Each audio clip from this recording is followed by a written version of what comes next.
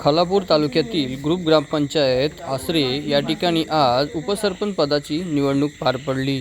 यावेळी सुनीता रोहिदास पाटील यांनी आपला उमेदवारी अर्ज भरला होता। त्यांच्या विरोधात कोणीही उमेदवारी अर्ज दाखल न करता त्यांची बिनविरोध निवड करण्यात आली। यावेळी इलेक्शन अधिकारी म्हणून सरपंच बलिराम दिनकर जांभळे व तसेच ग्रामविकास अधिकारी गोकुलदास राठोड यांनी परीक्षण केले।